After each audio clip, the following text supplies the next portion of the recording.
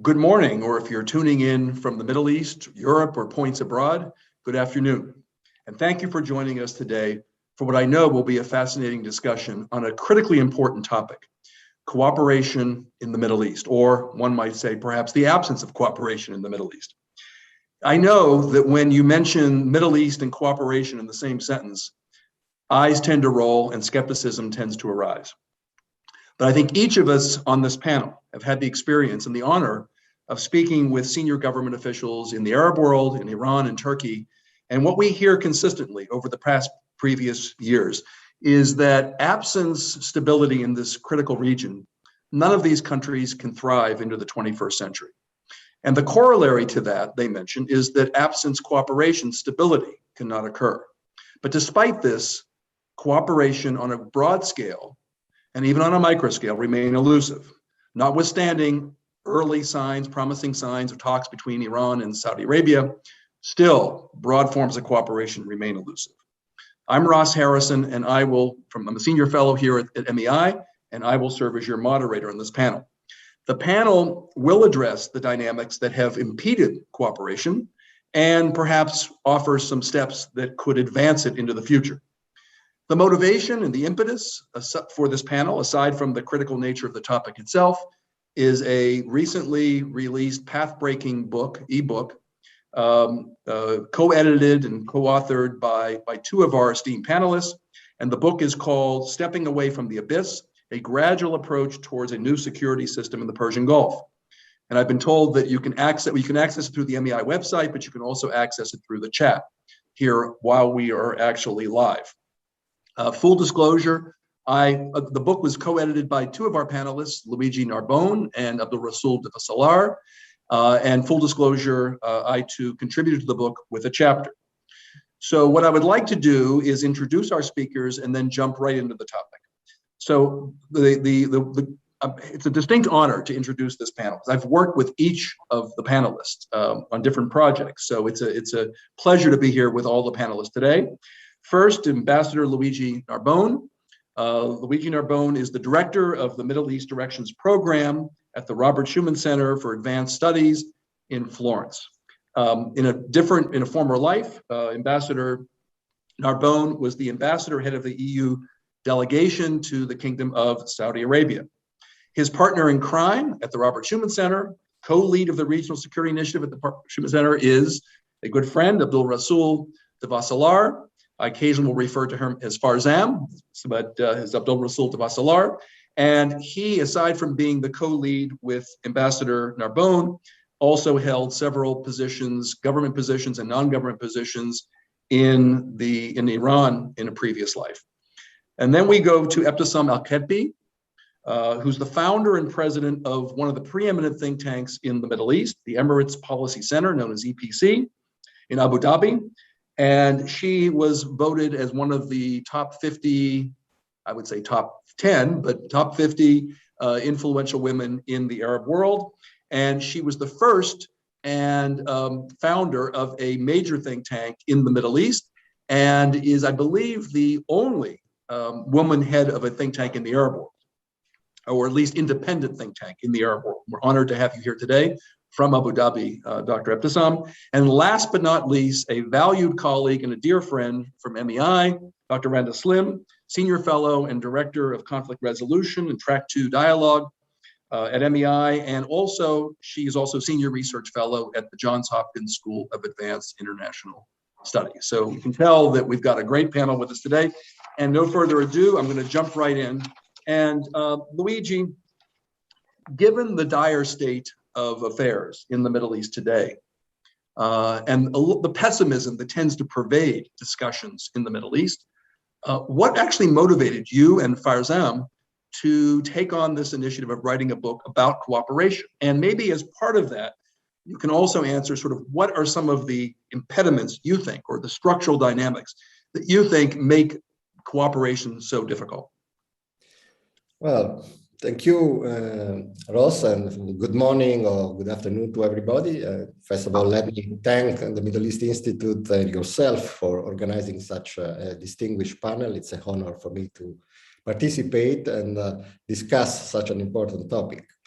With Farzam, we started working on this book and on a broader project on the regional, we call it Regional Security Initiative for the Persian Gulf about a couple of years ago.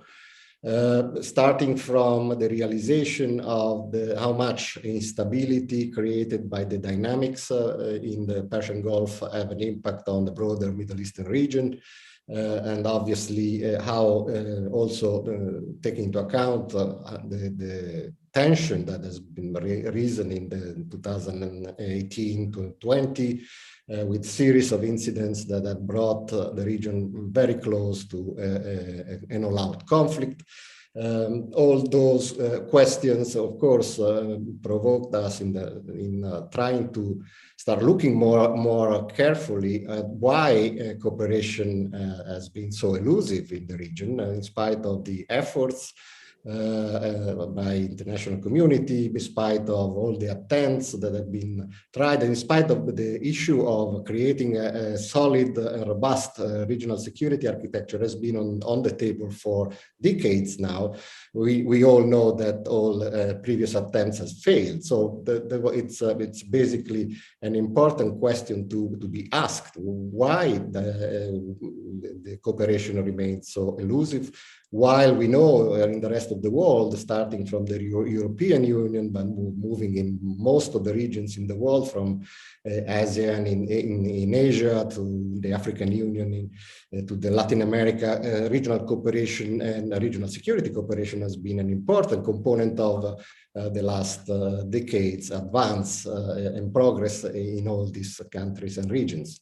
So one of the questions, of course, is that there are clearly a series of impediments that make it extremely difficult for the region to break away from a confrontational path and make cooperation appearing naive or less rewarding than confrontational approaches. That clearly this has been deepened in the last 10 years, when starting from the Arab uprising, a series of important political and socioeconomic transformation have taken the region into a vortex of conflicts in which the parties of the Persian Gulf security system or lack of security system have been somehow involved.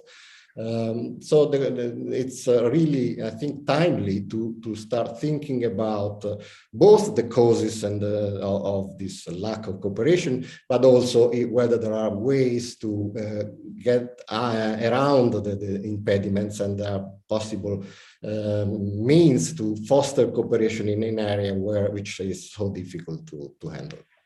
You know, as you were talking, I was thinking about some of the conversations we've had with leaders as part of Randa's Track 2 initiative, when leaders are willing to, even though the political will windows may be closed today, the idea of talking about what cooperation might look like and what might the modalities of cooperation be, they're willing to engage in that conversation, do the legwork, and awaiting possibly the windows of political will opening at a future time. So Randa, to you, building on that, you've had vast experience in conflict mitigation, from Tajikistan to Iraq to Lebanon and the broader Middle East as part of our Middle East dialogue program here at MEI. In your mind, where is the region today in terms of either being ready for or perhaps resistant to cooperation? What is your read on the region and where it stands today? First, let me thank you, Ross, for your invitation, and I'm really honored to share the virtual podium with my esteemed colleagues. I think there are two trends today that are competing with each other in the Middle East. One trend points towards protracted conflict, potential escalation, and another, continuing escalation, and another trend points towards de-escalation, conflict reduction. And I think these two trends impact each other. Quickly, the first trend basically talks about a conflict system that encompasses Iraq, Yemen, Syria, Palestine, Lebanon, that is increasingly protracted with long-term humanitarian consequences, including proliferation of non-state armed actors and terrorist groups, new conflicts emerging in the Eastern Mediterranean and the Red Sea, new forms of warfare, including drone and cyber, coup in Tunisia and Sudan, which do not speak well for the future of democratic governance in the region, and a sustained pattern of escalation between Israel and Iran. And you add to that conflict mix, or that trend, is global threats, which impact regional security, from climate change to resource scarcity, pandemics, and superpower competition in the region. Now, the momentum toward de-escalation and conflict reduction that is now gaining traction, we see it, in the intra-GCC space with the, end of the Qatar crisis, the Iran Gulf space, particularly at the bilateral level, UAE, Iran, more now talks between Saudi Arabia and Iran. And we see it also in the Israeli GCC space, the Abrahamic Accords, an example. And though in the making also in the Saudi, UAE, Egypt, Turkey axis, and a potential break in the Iran-US conflict space if the Vienna talks were to succeed. So what happens in one impacts the other. So if the Vienna talks were to succeed, if the Iranian-Saudi talks progress more than where they are, which is still at an exploratory phase, you are going to see that trend continue. Now, if you have escalation in the Eastern Mediterranean, if you have, more developments in these other conflicts, you see the trend toward escalation, The problem, building on what Luigi said, is that the trend toward de-escalation faces three challenges in the region, some of which are structural. One is a huge trust deficit that exists among the conflicting parties. Two, there is a regional institutional deficit in conflict management resolution and in conflict management and resolution. And three, there are conflicting visions among regional powers, primarily Saudi Arabia, Iran, and Turkey, about what this region should look like going forward and their respective roles in it. Now, some would argue that things like pandemics, cross-border threats, should create opportunities for issue-based cooperation. Well, I'm a little bit skeptical. I have not seen that health diplomacy that everybody talked about last year materialize on COVID. And so it gives me, skepticism about whether that kind of diplomacy will materialize in the future. Hopefully it will. But still, I think, given the COVID experience, I see still those challenges to cooperation still prevalent. And now, the good thing is that given this institutional deficit, we are seeing new forms of cooperation and institutional cooperation happening, new platforms developing, whether it is the Abrahamic Accords, whether it is, the Eastern Mediterranean Gas Forum, so these also can help in creating trust building. So long-winded answer to your question, the two trends are there. It's still, de-escalation is gaining momentum. There is a rationale for it, but it's still a very fragile state. So just to follow up on your comments, Rhonda, and thank you for that. In decades past, the conventional wisdom in the United States was that the United States could play a constructive role in terms of fostering cooperation, or at least acting as an honest broker, giving our good offices to conflicts such as Israel-Palestine. And what we've seen recently is the opposite, is that as the perception that the United States is pulling out, or not just the perception, the fact that the United States pulled out of Afghanistan, and the signaling that the United States is not withdrawing from the region, but is attenuating their involvement in the region, we see more cooperation, not less, coming about. So could you speak to that? Can the great powers help with cooperation by commission, or is it by, like recently, by omission? Look, I think great powers will always require a role. We will always need a role for, to be played by great power, particularly by the United States. Look, the exit from Afghanistan, in my opinion, the political effects of it are still being internalized in the Gulf and in the rest of the Arab region. And Ibtisam maybe should speak better to that. She's more of an expert on this than I. And,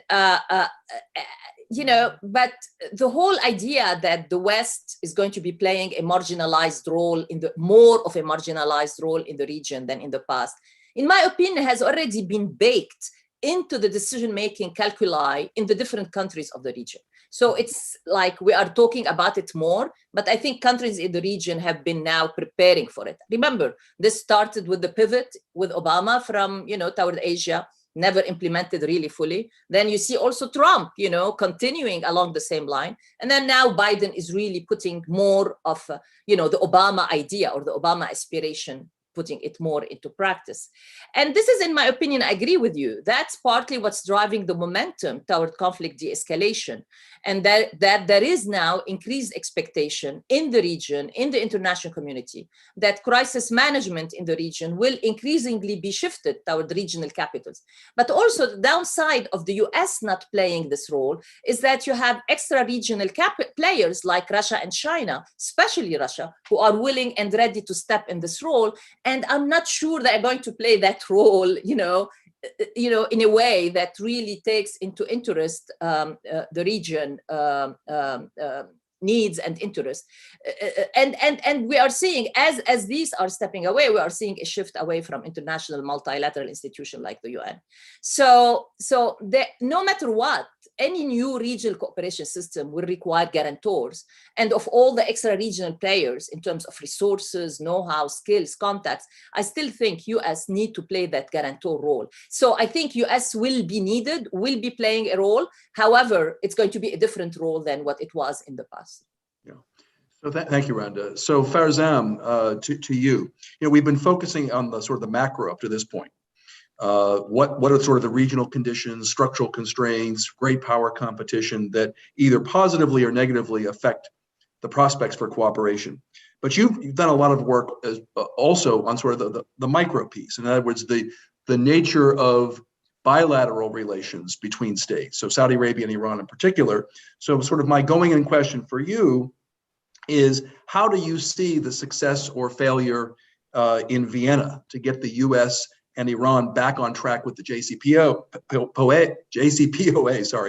affecting the broader prospects for cooperation in the region? Do you see that as a sideshow, or do you see that as a central piece of what's required to cement Saudi-Iran relations, Turkey-Iran relations, Israel-Iran relations? How are you seeing the JCPOA talks as part of the big issue, as part of the bigger cooperation picture?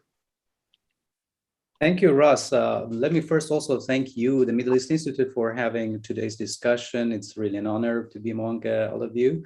Actually, if you let me, I just want to add one point to what Luigi were telling us, and that's the fact that I think also at the state level inside the region, there is the rational deficit of cooperation.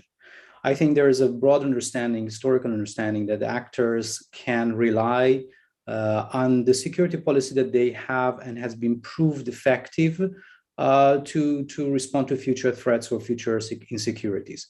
And that makes them unwilling to change policies quite easily. So, I mean, opposite to many times that we think that there is the rational and the cooperation or de-escalation is an assumption, I think at the state level, unfortunately, in the region, there is not that's a rational for cooperation. And there is still the belief that by making resistance more coercive policy, we probably can push the actor to the side that we want.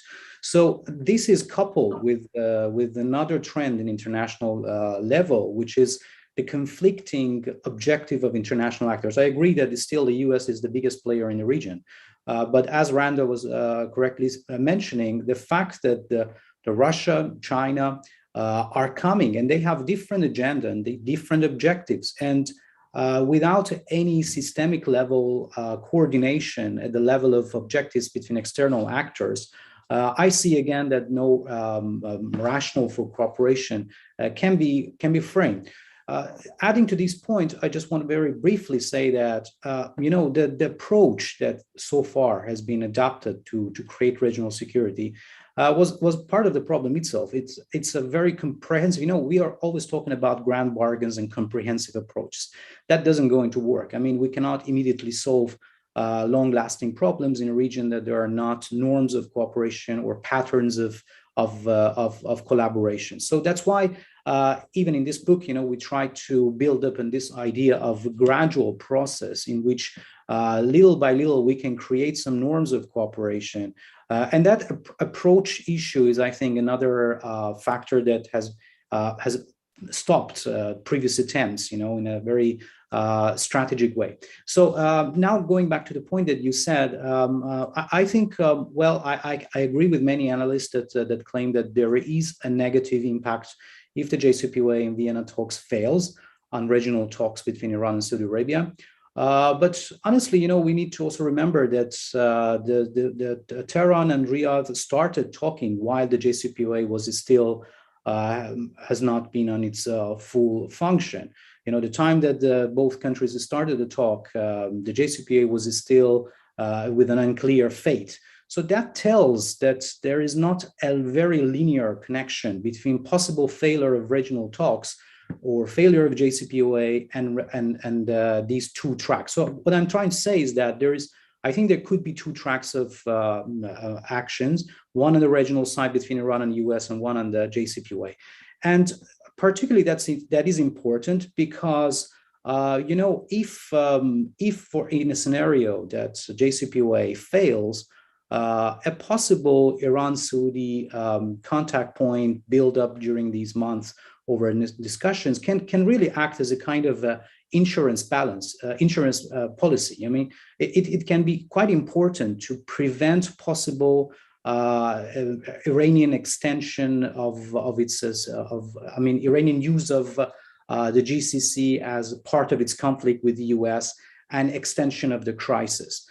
So because that would be quite costly from the domestic point of view for Raisi administration, while it is arguing that JCPOA should not be the center of its policy to destroy the achievement that it could arrive with the Saudi Arabia. So I think honestly we have to push for two different tracks in a sense to improve each other through a kind of understanding that there is not a linear direction between the failures of these two sides. Thank you. And Dr. Abdolrasool, skeptics of regional cooperation point to your neighborhood, to the GCC states and to UAE in particular, and say, if the GCC itself cannot remain intact, where they point back to the 2017 to 2020 break with Qatar, if the GCC itself, which is a cooperative framework, can't remain intact, then there's no hope for any broader cooperation beyond the Arab world, or between the Arab world and Turkey, or the Arab world and Iran. How would you think about the GCC as a cooperative framework? Is it a model for broader forms of cooperation? What have you learned from your work within the GCC that should give us hope or pause relative to broader forms of cooperation? You have to unmute yourself, Dr. Abdolrasool. There you go. Thank you, Ross, and thanks for Middle East Institute for having me with my distinguished colleague. Look, GCC Council has achieved many objectives in security, political, economic, and military cooperation. It has always been seen as the most successful unitary institution in the Arab world. Now, however, this does not mean the absence of shortcomings and weakness in this decade. Long experience, also challenges and threats of recent years have been different from those when GCC was established. The bloc has not developed in an agreed upon and comprehensive perception of the common threats facing GCC member state collectively. Each country has its own perception of interest and threats on some key issues. Iran as an example. Now, one of the lessons learned during this critical experience is the need for greater focus on the institutionalization of confidence building measures. Another lesson is establishing legal framework related to crisis resolution and trustworthy and transparent institutional frameworks for dealing with disputes among member states.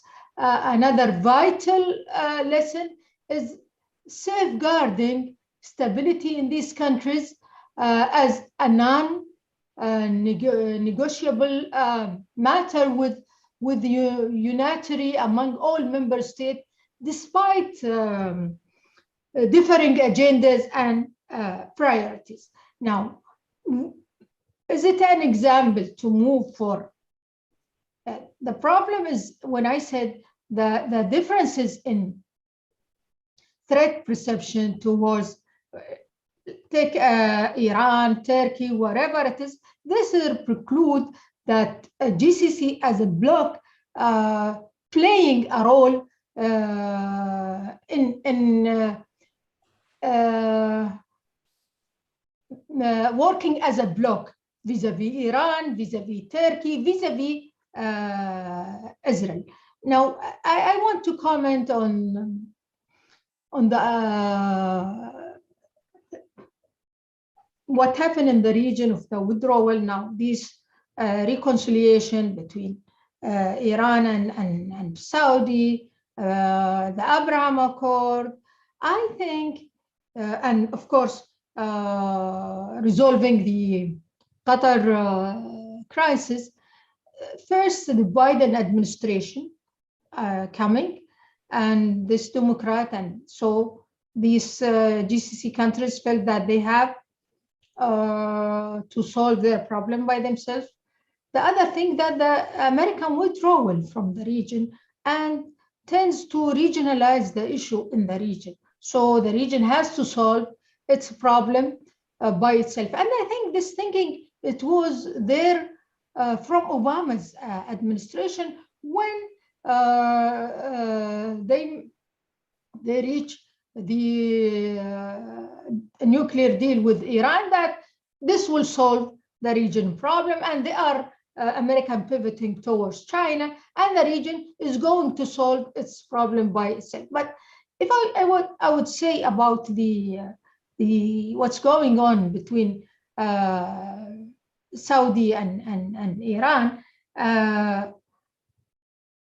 I think yes, I myself, I support bilateral or multilateral efforts to de-escalate conflicts and reduce tension in the region. But from this perspective also, in principle, the conduct of negotiation between Saudi Arabia and Iran, however, just the talk, understanding and agreement resulting from this negotiation cannot ensure regional stability. It can ensure maybe de-escalation of the tension in the region. These agreements should allow cooperation between countries in the region and help each solution to interactable crises in Yemen, Lebanon, and Syria. I think also the weak point in this bilateral negotiations, either between Iran, UAE, Iran, Saudi Arabia, that it serves Iran interests. Iran doesn't want to negotiate anything with GCC as a bloc. Iran prefer to separate the files, take GCC countries on bilateral negotiation. I think that a strong link between Iran-Saudi negotiations and developments related to Iran nuclear issue is most likely now. Yes, that's right. There were negotiation, although there was no improvement in that negotiation in Vienna, but I think any breakthrough in the nuclear talks with Tehran will give a strong push to the Iran-Saudi dialogue. Experience shows that one of the main reasons behind the failure of Iran's 2015 nuclear deal was that it did not require Iran to change its behavior in the region. It's also did not address Iran's constant interference in the internal affairs of the Gulf and Arab countries. Its support for the regional militias and the development of ballistic missiles and drones. So this allows us to bring these two issues to negotiation table and draw a lesson if we are looking for, on the long run, for a stable region and stable security rather than easing the tension. So dialogue can significantly contribute towards promoting regional cooperation, confidence building measures, and reaching a win-win solution. It can also help us agree on specific arrangement to shape a collective and sustainable regional security structure. Despite the tone of optimism in this analysis of the situation and the multiple challenges facing the region, a breakthrough is still possible. However, it is crucial for regional actors not to seek hegemony in their behavior and instead opt for win-win formulas as much as possible. Thank you, Ebtissam. So picking up on Ebtissam's comments and also Farzam's comments, Rhonda, let me circle back to you before I get to Luigi. And that is that one of the, as we hit the halfway mark of this webinar, we want to move towards what's required in terms of going forward.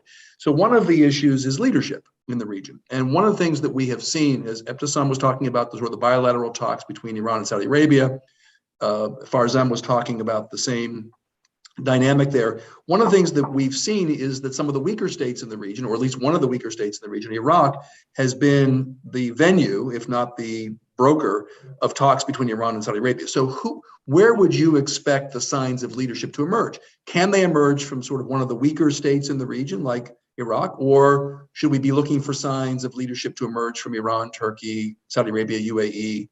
Where should we be looking for signs of leadership in order to advance this trend or pick up on this trend towards cooperation? Let me quickly comment on, so far the leadership toward region to play the role of a convener, let's put it in the region, and facilitator of a process has been Iraq, starting with hosting the rounds of talks, 4 rounds of talks to date between Saudi Arabia and Iran, and then eventually moving to the Baghdad conference, I think last August, which tried to bring all of the regional actors, or the most relevant, except Israel, into the room. And I've been thinking about that. How can Iraq, or whether can a small state like Iraq, play this role in the long term? And I have some suspicion that I don't think they will be able to because they're not at least 3 challenges. A couple of challenges. Back in the day when I was still writing for academic audiences, I contributed a chapter to a book in 1992 called Mediation in International Relations, edited by the late Jeff Rubin and Jack Berkovich. And my chapter focused on analyzing the Algerian mediation of the Iran hostage crisis as a case study of small state mediation. And looking at this, there are a number of takeaways from that, but I think 3 takeaways from that analysis give us some insight about the sustainability of Iraq's role. The small state was Algeria? Algeria, yes. Yeah. The first takeaway is that who is the mediator? A big element of the success of Algeria at the time was the mediator team. There were 3 members on the mediator team, and they had basically really the kind of skills that complement each other. They had the right revolutionary credentials, which was at the time very important for Iran, still at the beginning of revolution. And they just had the right international connections and know-how, throughout to be able to play that role. The second takeaway that made that intervention successful is the centralized nature of the decision-making process in Algeria, which enabled them to work very quickly make the process immune to bureaucratic constraints inside Algeria and, not being politicized inside Algeria. And then also enable them to proceed with the highest level of secrecy, because very few people were involved in this. And then the third element at the time was there was an institutional architecture inside the foreign ministry in Algeria at the time to support the mediation role. And that has been, I don't think where that architecture is today, but Algeria used to be the small mediator par excellence for regional conflicts in the Middle East.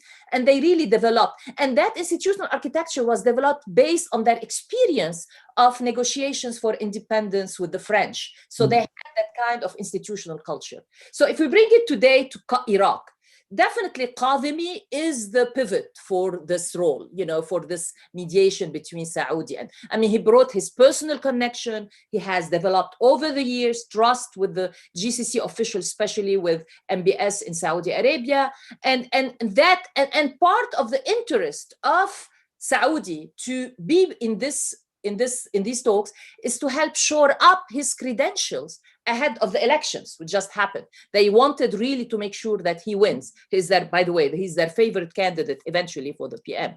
But Iraq lacks the other two, doesn't have an institutional architecture to support this role. And then its internal politics are very far from being centralized, And so whether they can continue this, and we already heard from the Iranians and the Saudis that effort is going to be put on hold until we have a new government, basically, code word, until we see who is the new prime minister. So I think eventually whether Iraq can continue this role will depend very much on whether Kadhimi will come back or not. And if that is not happening, if that doesn't happen, will Iraq as a state, whoever is the new prime minister, be able to carry this role? I don't know. It's hard to tell. So this is so far where the leadership emerged, and it's an acceptable leadership of this process. Oman might become a replacement for Iraq in the future, but again, it's time to see. So far, Iraq seems to be the acceptable convener by the parties. Thank you. Thank you very much. So Luigi, I remember when you commissioned me to write the chapter for your ebook, you talked about the threat of mutually assured destruction, of being a sort of an impetus or a motivator for states in the region coming together. And I think what I wrote about in the chapter was not mutually assured destruction, but mutually assured degradation over time, a slower form deterioration. So given that that's where we are, and we see some early signs of cooperation, as Randa and Ebtisam and Abdolrasool have referred to, what do you believe to be the early steps that need to be added to the mix? We see the talks between Iran and Saudi Arabia, the Abraham Accords. What needs to happen next in terms of the sequencing in an environment that's degrading, but there's no mutually assured destruction at this moment? What needs to take place to sort of add to what's already been built or what's already happening in order to advance this process that you and Abdolrasool and all the contributors to your volume have talked about? Yeah, I think it's quite an important question. We should perhaps look at the building of a new security system in the region more as a process than as an objective with the clear-cut achievements to be faced in a clear-cut manner.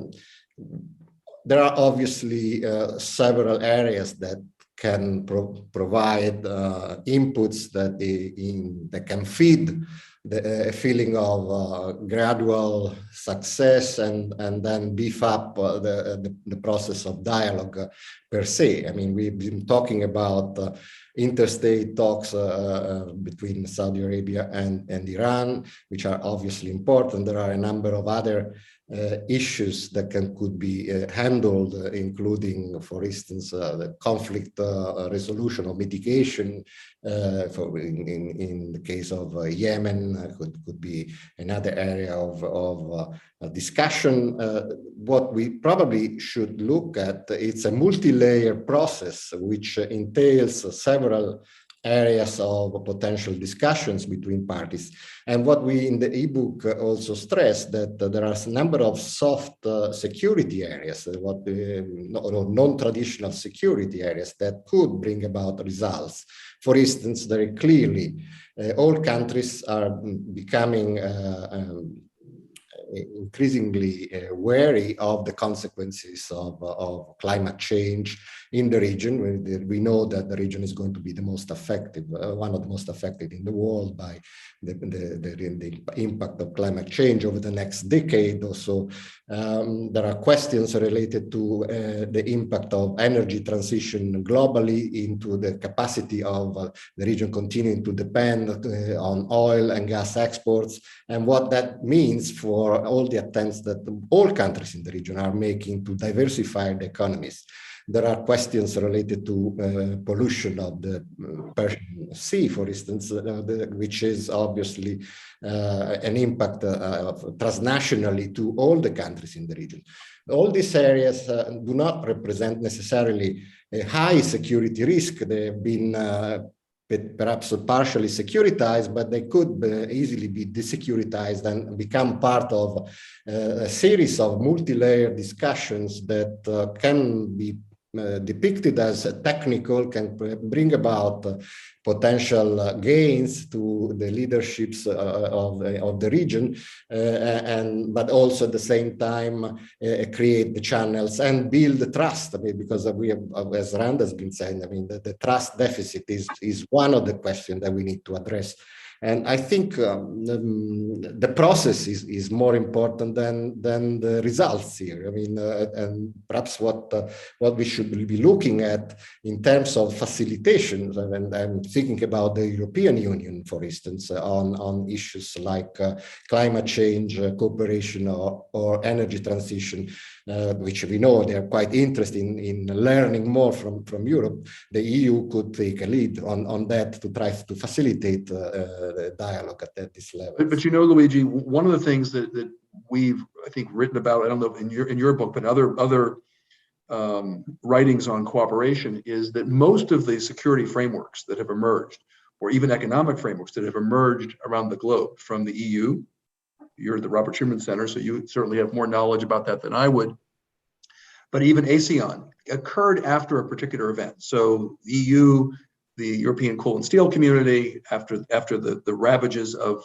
World War II, case of ASEAN in Europe after conflict, I believe it was Malaysia, and one of the major conflicts in there, the Thai foreign minister took the lead in terms of that. So the question is the region at a point, are we at a critical juncture where there is a common political will to advance towards this kind of cooperation? And I share, I guess many of you share the skepticism that Rhonda mentioned, that even though there are compelling issues that should forge cooperation, from climate change to the response to COVID-19 to security threats, that somehow this region as an outlier has been an outlier in terms of cooperation, that other regions have figured it out, this region is not. So the question is, what should we be, in terms of timing, what should we be looking for as signals that perhaps this region might be in a better position to desecuritize some of these issues you talked about and advance towards broader forms of cooperation? And I'm not just asking you, Luigi, you can certainly comment, but others too.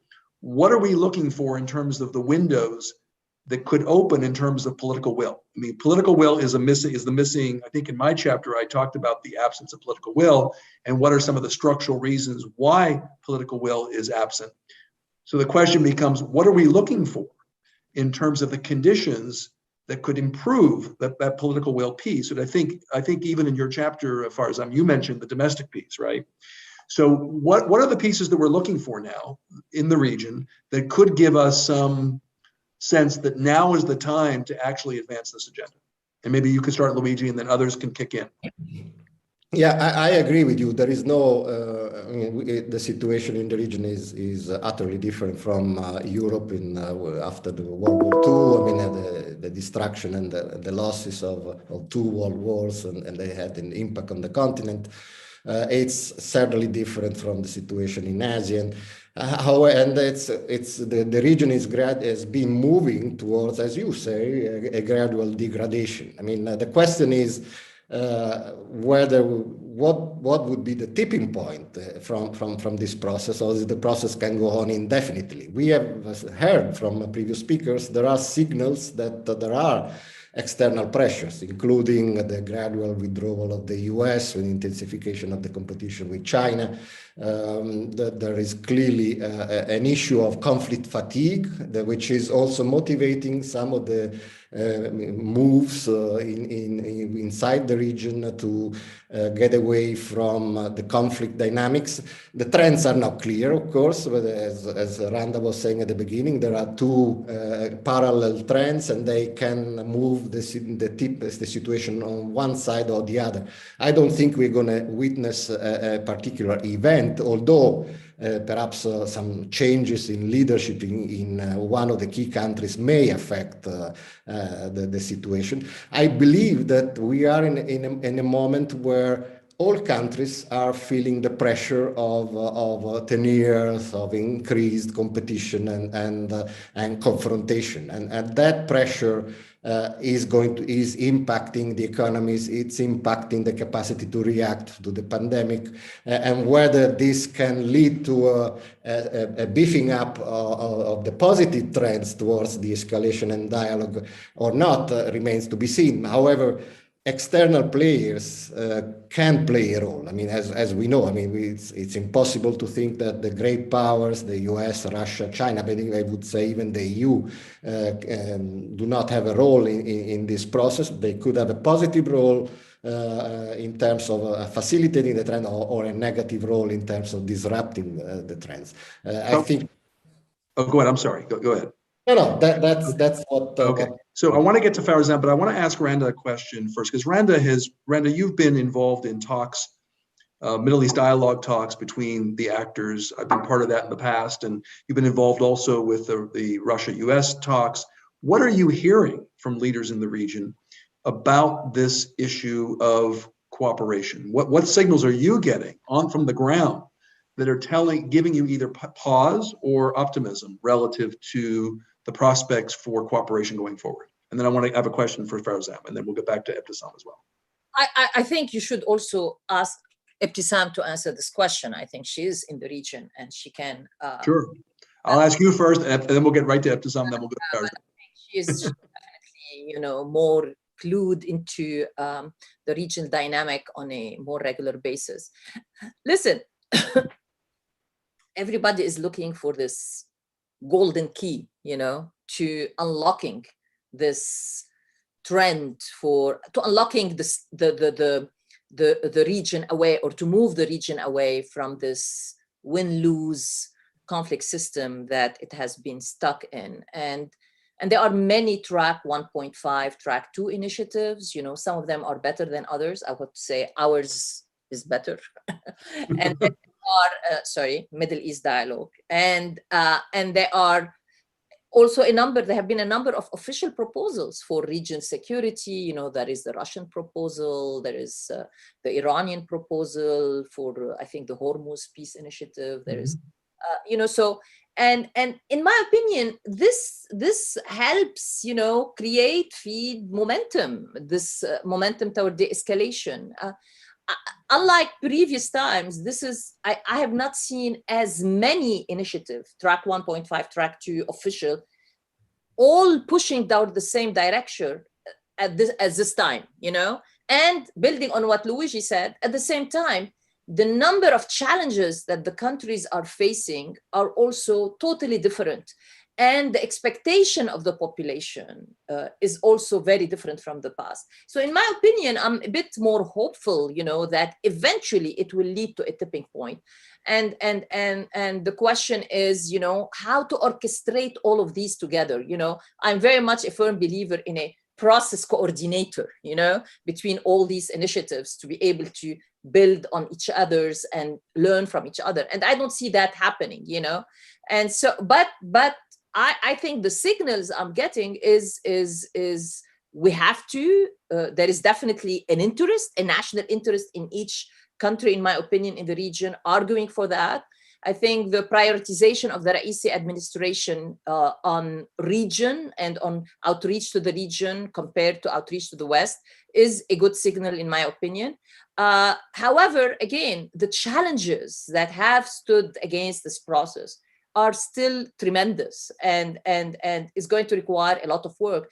And so I support Luigi's, is that we really need to be very modest in our expectations about how far this can go in how much time. It's a process. It's going to take a lot of time. It's going to require a lot of efforts. T1.5, T2, and of course, T1. The question is that T2, T1.5 until recently did not have a T1 process to plug into. Yeah. And that's what helps T1.5.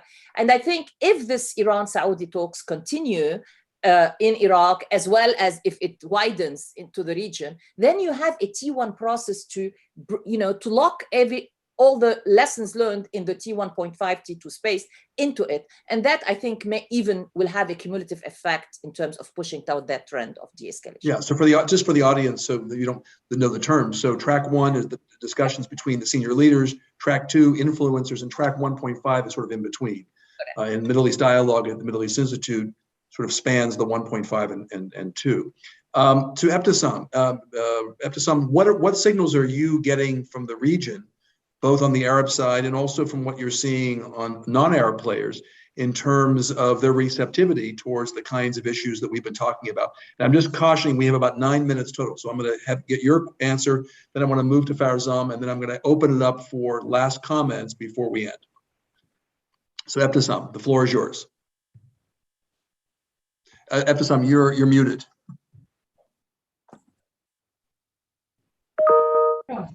I mean, I think we are only looking all the discussion looking to the Gulf and the Iranian Arab. We did not look to the other half full also from the issue, which is the Abraham Accord, of course. Now, I think the trade partnership and memorandum of cooperation and understanding between signatories of Abraham Accord can also play a vital role in expanding regional cooperation now. Mutual benefit resulting from normalization provide an opportunity for more realistic and practical solution to tackle obstacles and challenges to regional cooperation projects. Now, there are challenges. Intra-Palestinian divisions is a challenge. There are spoiler in Israel itself, the extremists, Hamas itself, but I think in the absence of magical solution, there is no substitute for bilateral and multilateral diplomacy that can overcome obstacle with the resolve, patience, and wisdom. This can give hope to those who believe in just settlements of all these crises we have in the region. There is hope, but I think, yes, we are in a region where personality is playing a great role. Even in the United States, look, when was it Trump, situation was different. When also Biden came, things has changed. Leadership, it does matter. It does matter really. So if also in Iran, we see, when I'm saying leadership, I'm talking about the elite, the nature of the elite itself. If we have somebody like Khatami, of course, things will move forward. But of course, if we have those rigid now, what make always Iran looks to the Arabs when the door is closed with the West. But if the door is open with the West, they never look to the Arab and they want to talk to it. Yes, leadership, it matters. Thank you. And Farzam, in your book, you talk about, and I think Luigi was alluding to this notion of regionalization as opposed to necessarily seeing a regional security architecture as as part of a process, not just the destination. That we may not, this issue of a broad multilateral regional framework may remain elusive for long periods of time, but there are intermediate steps, modest steps, as Luigi mentioned and as Randa alluded to, and as Ebtisam just commented on, modest steps that can at least advance us along that pathway. So Ebtisam mentioned that we should be just widening the discussion beyond just the Iran-Saudi initiative, that there are other forms of cooperation that have ensued from the Abraham Accords, and those Abraham Accords seem to have expanded. So how are you seeing these nodes, these individual forms of cooperation? How do they fit into your notion of this idea of regionalization and moving gradually towards a broader framework? And that'll be the last question. We only have 5 minutes, and then I'm going to ask each of you just for very concise closing comments.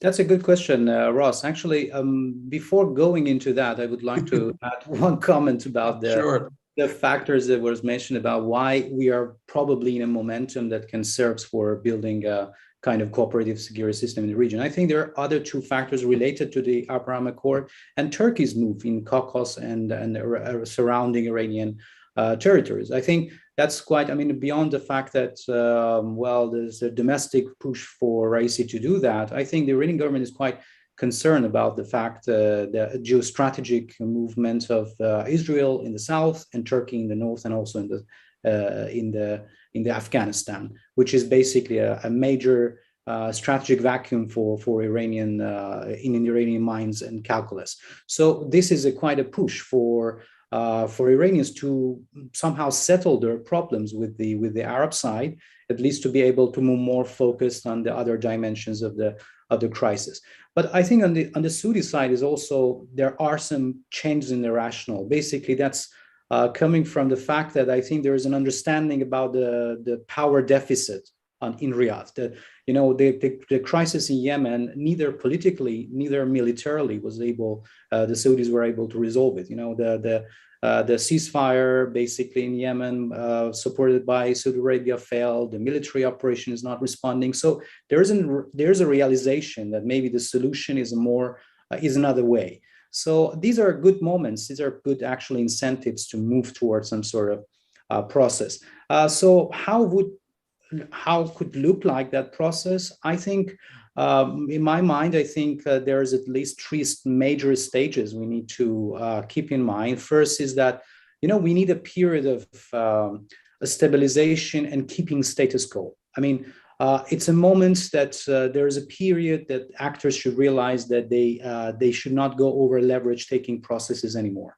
And that is a kind of a strategic ceasefire in major hot zones. So that's basically, I think, what we are seeing in current Saudi-Iranian talks, and that has a value because it creates a kind of a political environment. And that's exactly what we try to push in the book, that look, you know, NTS or non-traditional security instruments can help in this stage in order to improve the political climate more positive toward any kind of contacts. But the problem is that this stage, I agree with Ebtisam that these bilateral, limited, isolated talks might not at the beginning end up to any major impact, which if we assume that they should not arrive because there are not really this possibility in a long term. So, but what would the next stage? The next stage, I think, is where also you said it, a kind of initial stage of regionalization, which probably is where we can start talking about core issues and core problems, which are more into the military and security forces. You know, as I said before, it's quite critical that we remember that we cannot ask the states to stop their security policies, because then they will face with a security vacuum. So if you ask Iranians to stop your missile program, then the response is that, okay, so how I should defend? And then this cycle will continue. So what is the solution? The solution, again, is a regional perspective. So it means that we need to understand that it's a kind of a similar process that we had in Europe in the 60s and 70s. And even right now, you know, in the strategic dialogue with the US and Russia, it's more about the kind of a balancing process between the offense and defense relations in a military sense. So I think that's where we need to arrive when Saudi Arabia and Iran, I think, can establish a kind of a working group, a threat reduction working group, a kind of a more sustainable body where they can sit and they can talk about their threat perceptions, they can talk about their defense policies, and they can talk about in which ways they're trying to respond to their security concerns and what part of that strategy could be threatening for the other side. So this process of dialogue on core security issues is where we can reach out to that security dilemma that we have right now in the moment. By unilateral call for one side to forget its defense policy, probably we can't arrive. This needs a very strategic equation calculations on how are the offensive and defensive capabilities in each side are. And I agree with Epesam again that here it needs to be a GCC-Iran bloc because in any way, Iran talking with Emirates alone, there's always this power inequality. With Saudi Arabia, there is always this problem. So the only solution is that at some point, but this is very gradual. This is something that we may assume in the next probably over 5 to 10 years, that when the actors start to sit and collectively talk. But this process will start with first a kind of a more sustainable body where defense sectors in Riyadh and in Tehran start to talk about the fact that which section of Iranian missile program is where Saudis ask to hold, and which section of Saudis or GCC missile defense system or long-stand capability strike is where Iranians are afraid of. So this is where we probably can make to some sort of understanding for further move. And after this stage, probably we can arrive to a kind of a more regional security and cooperation forum that we can bring all different elements that we were before talking into one broader umbrella, and we can have. And just one last point, I think it's very quickly, please. Yeah, and it's important to remember that I think neither Iranians can ask a GCC to be halt or Saudi Arabia forgets its reliance on U.S. external, its U.S. deterrence, extended deterrence model, and neither Saudis can ask Iranians to halt completely the programs, either drones or missile. But the point is that both the GCC model, both the collective security model and cooperative security model can coexist together. This is exactly what we have in Europe. You know, we have NATO while we have more cooperative security systems between Russia and Europe. And that's probably the realistically where in the Middle East we can arrive at existence of the collective security systems while there is a new cooperative security system can be built on that. Okay, well, thank you very much. We're out of time, but I want to give each of you 30 seconds if you would like to make a closing comment or response, but only 30 seconds. Randa, anything you want to add? Well, guarded optimism about the prospects for regional cooperation, but we have to be very realistic and modest in expectations of what all these efforts can lead in the short term to medium term. Thank you. Luigi? I would say keep the process going and multiply the efforts to connect the dots. That's where we should try to really intensify our efforts. And read the ebook, right? And read the ebook. For further depth. And Epesam, you have the last word. Epesam, you're muted. Sorry. We need to work on the confidence building measures and start with the soft issues, environment, water, all of these, neither to concentrate on the hard issue. Let us start from the soft issues. Okay, so thank you very much. I do urge all of those that are tuned in to download and read the ebook. It's free. You've got 15 to 20 different contributors from around the globe. It really does cover in a comprehensive way the issues that we've been talking about, but also in greater depth because of the amount of time, limited time we have here today. But I want to thank, first of all, I want to thank the comms team for helping MEI for working through the logistics of this. Thank you. And I want to thank each of the panelists from Randa, from Abdolrasool, Farzam, Luigi, and Epesam. I've worked with all of you. It's an honor to bring you all together in this forum. And hopefully we can leave on a positive note in terms of cooperation for the future. And thank you very much. And thank you for the audience. Thank you.